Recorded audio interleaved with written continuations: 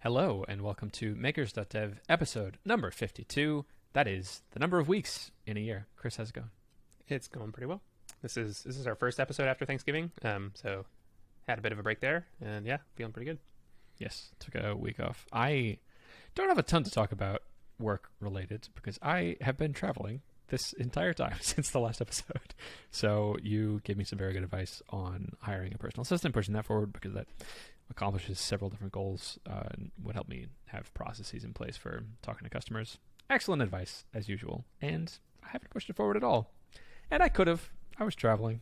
And, I'm not traveling the whole time. I was able to check email and stuff. But we're going to get that done this week. Hopefully next week I can tell you about my fancy personal assistant and the systems we have in place for them handling customer support email and getting me talking to customers. Cool. Yeah, I also took a bit of a break, just did nothing for a few days, which felt good. I picked up Project Hail Mary, which is the latest book by Andy Weir, who wrote The Martian. And yeah, that was pretty good. I liked his second book, but not as much as The Martian. And this one kind of goes back to The Martian a little bit. It's, like things happen to the protagonist and he has to solve them using, sciencey things. And that's every sci-fi book. Yeah, I guess so. But yeah, I mean, in the first page, he wakes up and he doesn't know where he is, and so that's sort of the intro to the book. And so yeah, he has to figure out where he is and what's going on and fix it. So that sounds fun. I love some good sci-fi. Would you recommend it? Yeah, it's good. It's like 400 something pages, but it reads pretty quickly. So cool. Yeah, it's good. I love some good sci-fi. Neat. I'll add that to my list. What did you get up to this last week? We talked about your final project, the tax cart thing. What did you get up to? Yeah, so I did a little work on the final project, just enough to get stuck, and then I had to put it on the back burner to finish my final lab for parallel systems, which is the other class I'm taking. So I did mostly that, and that I just turned in a couple hours ago. So this last lab, I don't think we've talked about yet. It was also in C++, but it was using something called MPI, which is Message Passing Interface, which sounds pretty generic, and it kind of is. It's just like it's like a API spec basically, and there's several implementations of it, not just for C++, for other things as well, and like Fortran, for example. And what it's used for is for distributing work across multiple processors or processes, and so you can use it on a single like multi-core processor, or you can use it like across many processors. So it's used like for supercomputers, for example. So you have like 10,000 cores and you want them all to do useful work. So you wrap up the data that you want, and then you send it over to them, and then you tell them to do the work, and then they do the work and then return, some answer back to your main process. So yeah, we did that. So we used that to solve the n-body problem, which is like if you have some number of stars or planets, they all have a mass, and then gravity acts on them, and then you track them over time steps. Like, so, in 1,000 time steps, what's the position of all of them? Which is kind of a solved problem, but parallelizing it is not trivial. So, yep. So that's what we did. Obligatory, amazing that you're able to do this. That's so cool. The n-body problem, I think, is one of the classic hard problems in physics. Neat. Even though you're like just implementing the solution, like that's really cool. I have a lot of questions about MPI. I didn't know that existed.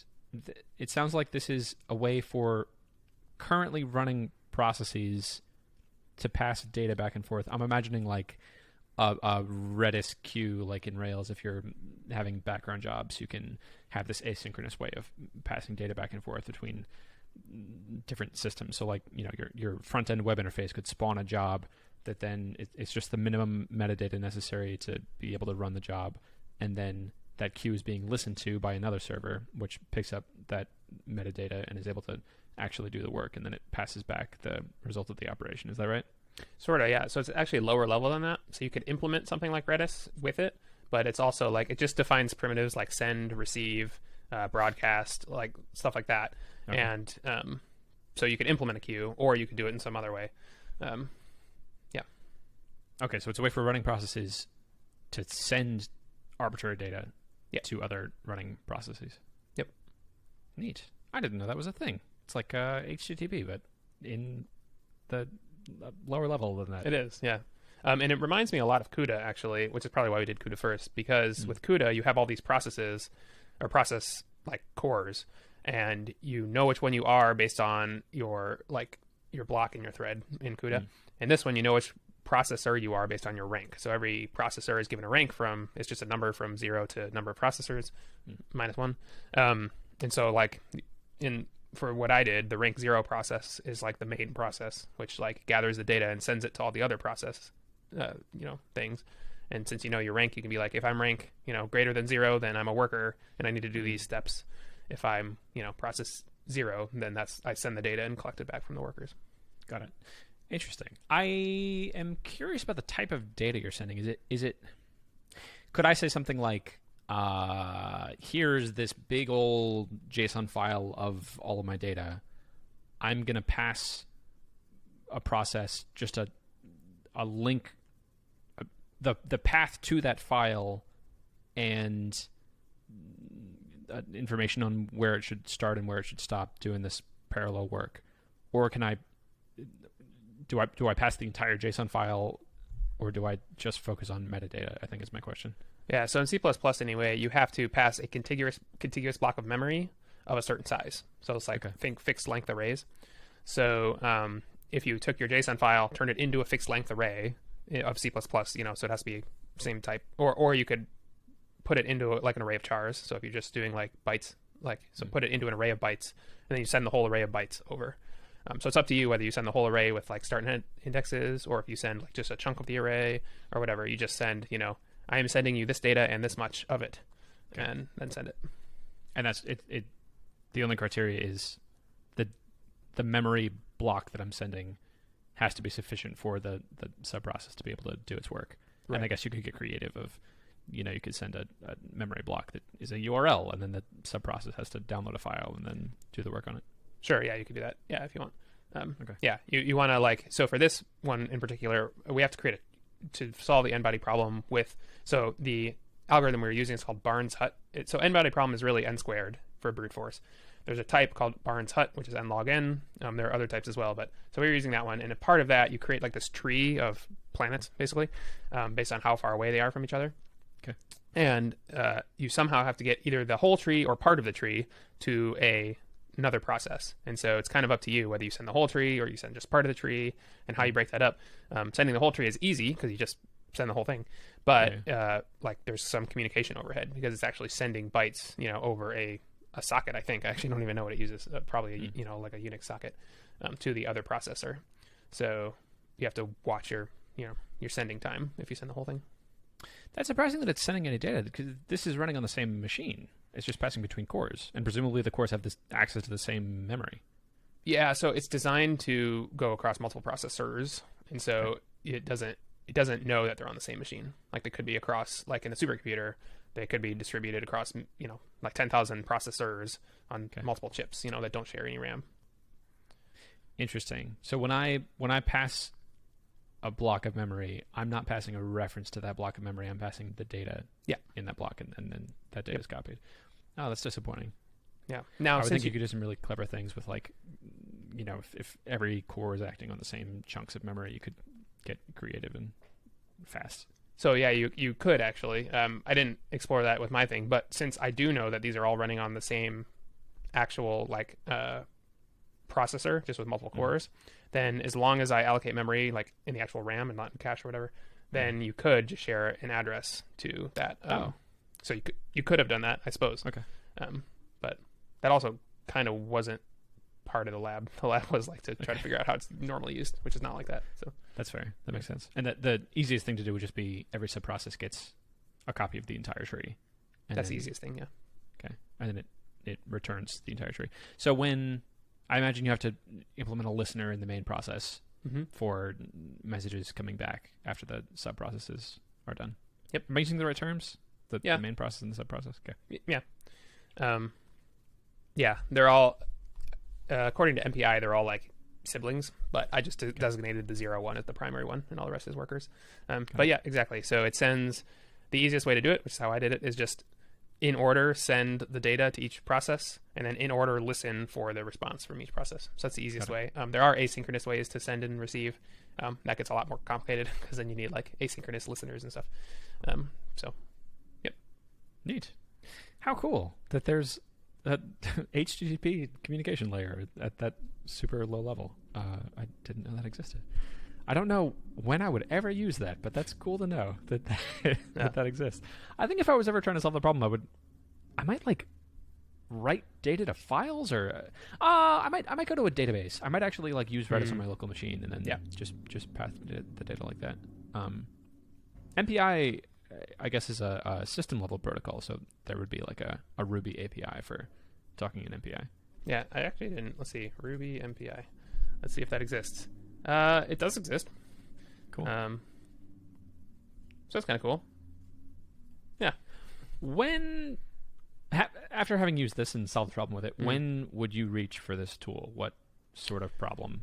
If I had something that was very easily parallelizable and I didn't want to deal with threads, then this is good for that, because it basically gives you threads without shared memory, sort of. I mean, they're multiple processes, so they're actually not quite as good as threads, because in a hyper-threaded machine, which most things are now, you can run like multiple threads on the same processor, like the same core, but you can't run multiple processes on the same processor at the same time, because there's only one execution path. So you're actually limited by hyper-threading. But yeah, it was a relatively painless way to get data from one process to another. Cool. Yeah, I don't think I'd ever use this, but it's cool that it exists. Yeah, I would do multi-threaded stuff before, and like I can count on the fingers of one hand the number of times that I've needed to reach for threads to solve problems like this. So also, now that I've done CUDA, I would probably reach for CUDA first, actually, because with CUDA I have 10,000 cores instead of just my 12 or whatever. Sure. So yeah. Interesting. CUDA was the one that it's like messaging back and forth in sub-process, and it's super lightweight threads. Remind me what that was. No. So CUDA is for the GPU, and so it's like, how do you tell 10,000 cores your GPU to do something? Oh, yes, okay. Yeah. I completely misremembered what that was. Good. Yeah. Yeah, GPU coding I think would come first for me as a skill set to learn. That's especially now that I have this fancy new M1 Max with 32 cores. My gosh, it's just sitting there doing nothing right now.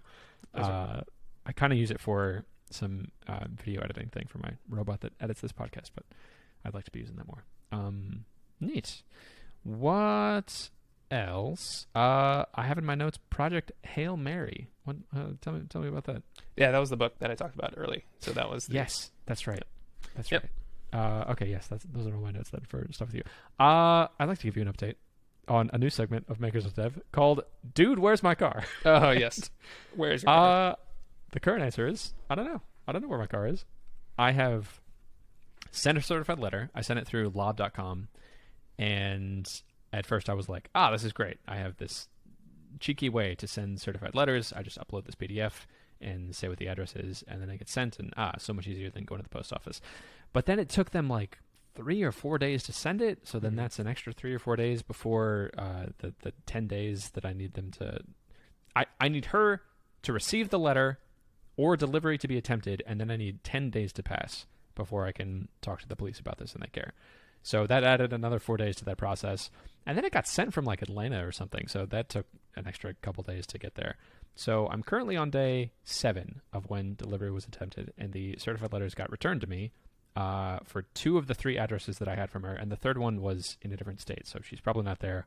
But someone did accept it at that address, so I don't know what that is. So that's where we are. I'm waiting another 3 days before the 10 days have elapsed since delivery was attempted at those 2 addresses. And then I can go to the police and say, hello, someone has stolen my car. And I asked them very politely with a certified letter if they would give it back. And here is that letter. It was returned. And please help me get my car back. And then I think what the police are going to say is, we don't care because people are getting murdered in your city. And that's much more important. And then I'll say, fair point. But I sure would like to get my car back. Is there someone else I can talk to? And they'll probably say, no, we don't care. And I also talked with Hire Car, the company who I rented the car out from, and I said, hello, I sure would like my car back. Here's what I'm doing. Are you doing anything to help me get my car back? And they said, you can file a police report. And I said, yes, I know. I'm doing that. But are you doing anything? And they said, yes, we have a recovery team that will help you get your car back. And I said, okay, great. But like, what are they doing? and they said, well, you can forward the police report to us. And I said, okay, but what happens after I file the police? Like, what are you going to do with that? And they said, well, then the recovery team will help you find your car. And I said, yes, but like, what specifically are they going to do after I forward you the police report? And they said, we don't have specifics on what their exact processes are. And then they hung up. Oh, no. They hung up. It was a text chat, so I have the whole transcript. But yeah, this it kind of sucks. And I also got hit with the whammy of I got my toll tag bill, and it was like $150 because this person's still like driving around. And yeah, that's where we are, and it sucks. And I'm starting to get a little angry. Do you still have a GPS tracker in the car? I do, but it died, and it wasn't hooked up to the main electricity. I had the battery on it, and it was a champ. It was supposed to only last for like the 2 days of the original rental, and then I was like, I'll do another day, and I'll tune the battery settings update so that it'll last about that long. And so I have GPS data from the first several days, and that's kind of useful because I can see that she was parking it at one of the addresses that I have for her. So that's probably where the car is.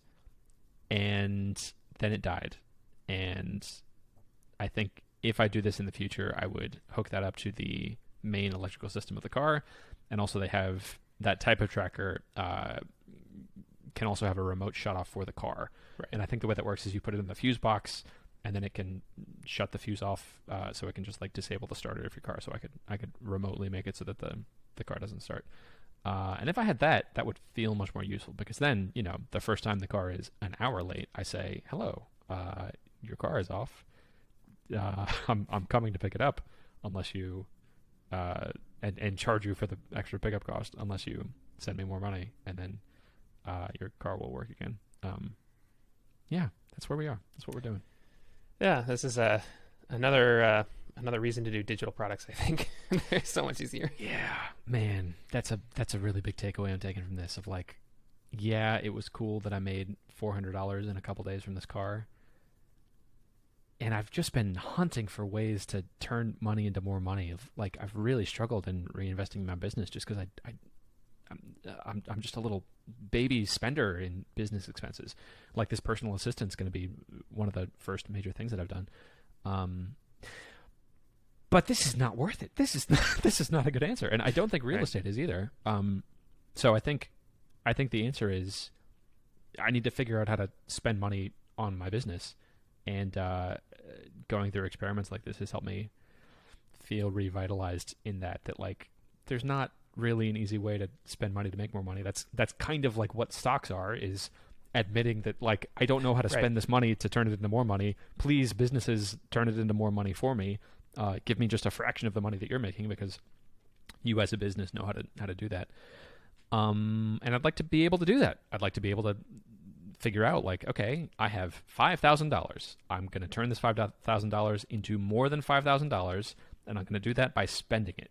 How might I spend $5,000 to make more than $5,000? Really easy things to do are things like buy books, like Michelle Hansen, deploy empathy. And that's not that's a trivial amount of money and a lot of time. Yeah. And I'd love to find more ways to spend more money and save more time, and then just do a lot more of that. My time is not scalable, and my money is. Yeah, I agree, and I don't know the answer. I suppose you could ask some rich people; they've probably figured this out, but I don't. Let's interview some rich people the next time we're on this podcast. there is sort of an interesting. The Indie Hackers podcast just released an episode with Sam Parr and someone else. It's actually an episode of Julian Shapiro, right? Cortland is doing they call it the Brains podcast. Anyway, and the one that they sort of cross-linked on in the Indie Hackers podcast stream is all about money. And so these are people with more money than us talking about money. And so it's kind of interesting. They actually had the question at the end, if I had $10,000 today and I wanted to turn that into money, what would I do? And the answers are going to disappoint you. It was basically invest that in myself and hustle for a year. That's basically their answer. Yeah. If I could think of more ways to invest in myself, I would do it. I don't know. Like, man, I'm a single dude. I I'm dating someone, and it's a very good relationship. It's going well, but like, we are not yet thinking about a family. And I sort of loosely have in the back of my mind, like, okay, yes, I'd like to save for college, but right now I just have a lot of money and I don't know what to do with it. Traveling is a thing I can do with it to enjoy it, but I've got some money that I can slosh around to do stuff. And I don't know what to do, and I'd like to figure that out.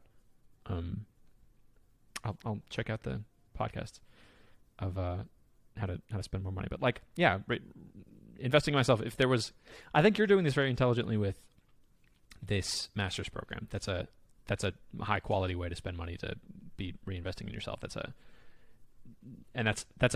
a good chunk of money that's going to turn into a good chunk of personal improvement. It's also, I'll say, like, there's a huge opportunity cost. So, I mean, I'm investing money and time. So that's important to recognize too. But yeah. Sounds like you should buy a bunch of NFTs. Don't do that, but that's a terrible idea. I think that's what a lot of people with a lot of money right now are like, what should I do? Buy crypto and NFTs. Yeah. I'd like to go on record by saying that NFTs have a lot of potential. It's a very cool idea. And I think if you're buying a $10,000 JPEG right now, that's probably a really dumb idea. I know people who have made a lot of money from it, and I don't think it's going to be sustainable. That's my take. I agree. Cool.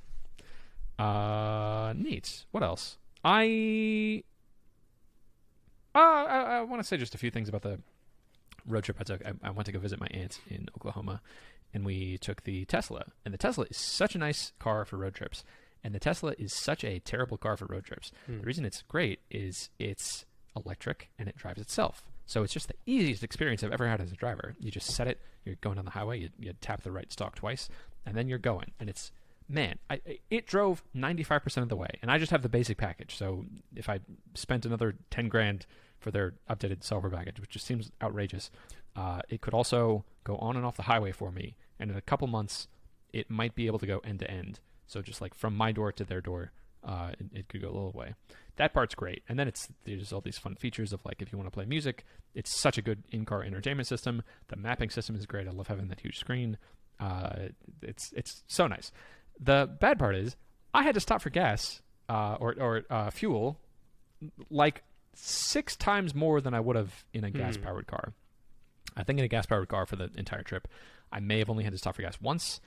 With the Tesla, on the way there, I had to stop 3 times. And then I had to find a destination charger near my hotel that I had to, like, run across the parking lot to go to, and it was really cold. And then that shut off in the middle of the night, and I still don't know why. And then on the way back, I think I had to stop 4 times. And it was only like a 4-hour drive that turned into a 6-hour drive because of all those stops. So that part is not fun. And I think it'll get fixed with higher battery life. So I have, like, the cheapest possible Tesla I could get, and it's 220 miles of range. And if I had, like, another 50 miles of range, I think I could have saved 2 of those stops. I had to go, like, way out of the way to make sure that I was following Tesla superchargers. But I felt a little bit like, oh, this is a cutting edge thing. This is I'm being an early adopter here. The battery tech is not super convenient, and the spacing with the superchargers isn't super convenient. I had no option in the route that I took. I had to go a specific way to make sure that I was hitting the superchargers. But I'm excited for the future, and I think it's only going to get better. Yeah, I think, it'll only get better, I think. I'm really interested in the Rivian. They just released their truck, and then they have their SUV coming out.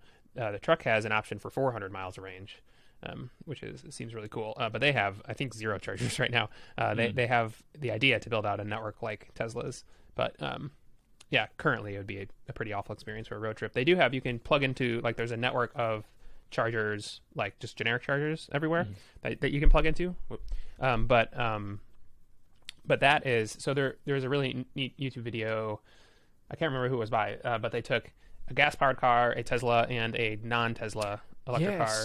Oh, but Marquise Brownlee, I think is his name. Yes. Okay, yeah. Was he? I couldn't remember if he did it or someone else. And the Tesla did okay, kind of like you. The gas-powered won because they didn't have to stop for electricity as much. Of course. But the non-Tesla one had a lot of trouble. They went to, like, chargers that were broken, like 2 or 3 of them were broken, and that status wasn't updated. So the thing that Tesla has is they have instant status on your dashboard, like they know if their chargers are down. Yeah. So yeah, that part of it was great. From watching that video, I think 2 of the chargers that the non-Tesla went to were broken, and at some places only 1 of the 4 options, even when they got to a station that was working, only 1 of the 4 was actually working. Tesla's network is great. It shows you, as long as you're using the mapping system, it's always going to work. It's usually ahead of schedule of the estimates that it gives you. So like the amount of time it says it'll take, it usually takes less. The car is very intelligent about preconditioning the battery, which I still don't fully understand. I think it might be heating it up so that it's easier to charge.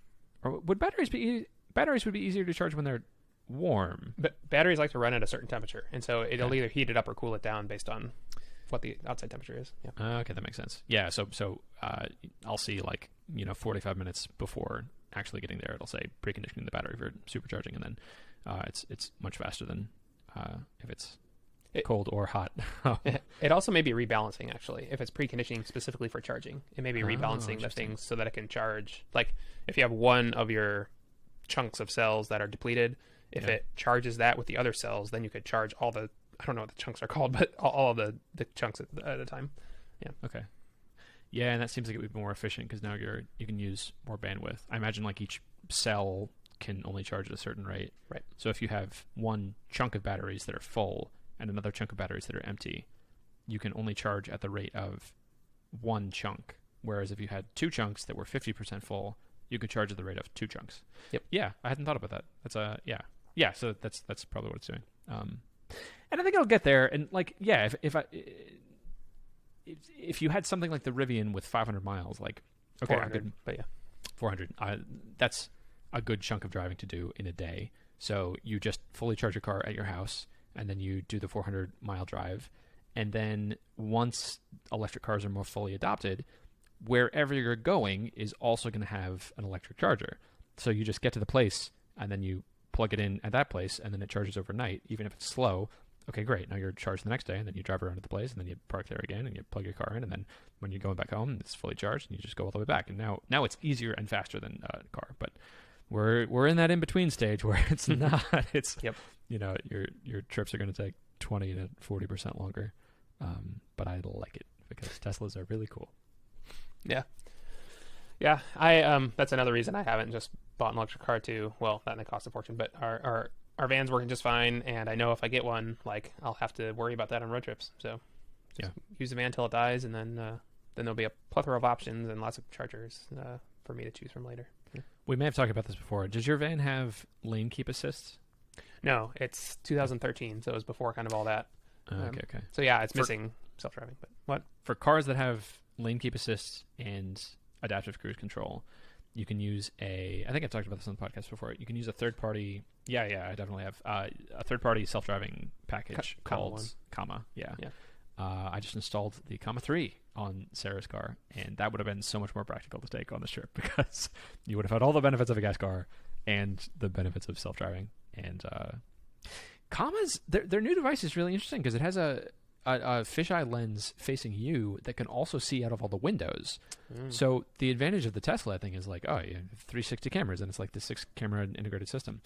But the Comma theoretically would be able to be just as good of a driver.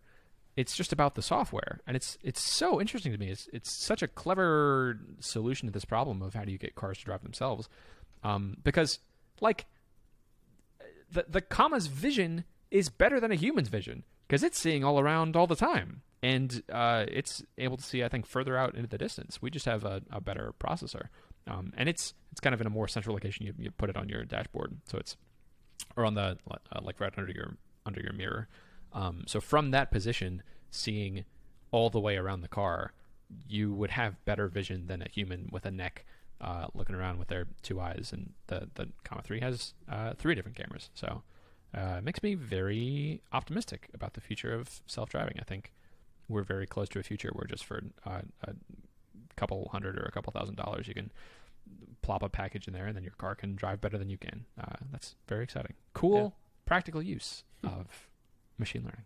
Yeah, that's interesting. I didn't know they had that. I am thinking, though, when we go on long road trips with the kids, we usually stuff the car until I can't see out the back. I mean, we don't do that with the van as much, but for cars that do that, then you wouldn't be able to the comma 3 wouldn't be able to. See out the Yeah, back. no. An outside camera system would have the advantage there. That's funny. Yeah, that would be a problem. It would still be able to see out the side, so Sure. I think it would still be able to see your blind spot and make lane changes for you and that kind of thing.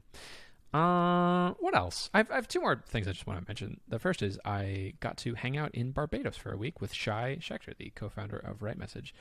And it was super cool hanging out with him. Sarah and I enjoyed like surfing, and we did a bunch of like Barbados stuff. And I was struck by in Barbados that very relaxed pace of the country. I'll give you an example. There is a restaurant right by the apartment that I was staying in called Gap Burger, and the only thing they sell is burgers. And there would be a huge line going up to this place, and the person would go up and be standing there for a while. And then the man behind the counter at Gap Burger would say, finally, after like 5 minutes of just standing there, like, "Oh, hello, how's it going? What would you like?" And they would say, "I'd like a burger, please, because that's all you sell." And he'd say, "Great."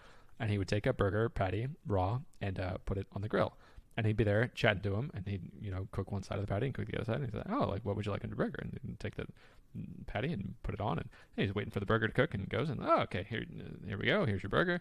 That'll be this much money." And then take the money and then give it back. And then the second person comes up, and he's just hanging out for a little while, and then he's like, "Hello, what would you like?" And they say, "I'd like a burger." it's the thing that you order here. He'd say, "Great." And he'd put the other patty on, and an experience like that happened maybe a dozen times while I was there. And for the first 2 days, it just drove me crazy because I was like, "No, there's 20 ways to further parallelize this process, and like you're doing it serially. Like you can cook several burgers at once and take multiple orders, and be doing the money more asynchronously." Oh my gosh, it was just dragging on me, and it was just so slow. Just the number of minutes that I spent just like standing in front of a person while they were doing something. Oh man, it just killed me, But I like put myself in the moment and was like, okay, no, this is just the pace of the island, and it's a vacation. This is what I'm supposed to be doing, and I realized like, oh, it doesn't matter if this is taking a long time because like the next thing I'm going to is also going to be just as relaxed. This is just a very chill country, but it got me thinking like. I spent so much of my life and time and career on just getting these little tiny micro improvements and how can I make this thing just a little bit faster. And more than any other travel I've done recently, I think I got struck by, other parts of the world like don't work this way. That my ideals of things are better if they're faster and cheaper and more systematized don't necessarily hold. Maybe this guy at Gap Burger is optimizing for something else, like happiness, or like not being stressed out, or like socializing with people. A cultural thing in Barbados is people get really offended if you see them and you don't stop to talk to them and like say hello and have an extended conversation and ask them how they're doing. And that's kind of nice. And it's a different ideal than I have, and it's optimizing for different things. Yeah, but that was what I was struck by in Barbados. Very relaxed country. I'm sort of like questioning now this ethos I have of trying to do things, trying to do a lot of things and trying to do them quickly and cheaply. Yeah, just take some of your money you're trying to make into more money and just go live on Barbados for a year or something. Maybe it was. I don't know. It's not my pace. I like doing things faster. Yeah. I've met people with a faster pace than me, and that's too fast. But it was cool to see the other side of that. Of like, wow, this is way too slow. One more thing I wanted to mention. I'm reading Steve Jobs' biography, and I know it came out several years ago, but this is when I'm getting around to reading it. Really interesting. He's kind of a terrible person. Really mean, and in the book, one of his ex women who he had a relationship with suspected that he had narcissistic personality disorder, and I was like, oh yeah, I see a lot of that.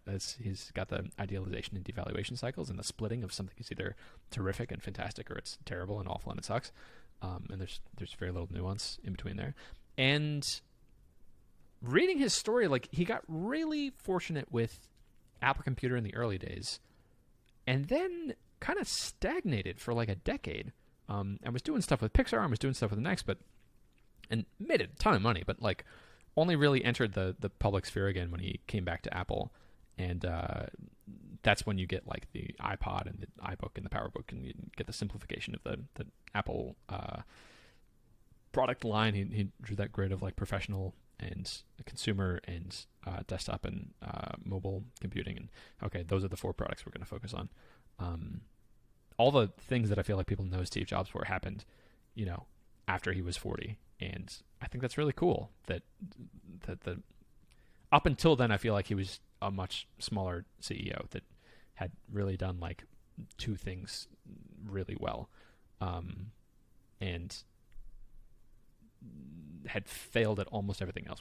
Was a very bad leader, was bad at helping people feel good about the work they were doing and organizing people. So it felt good to feel like, all right, I'm doing well.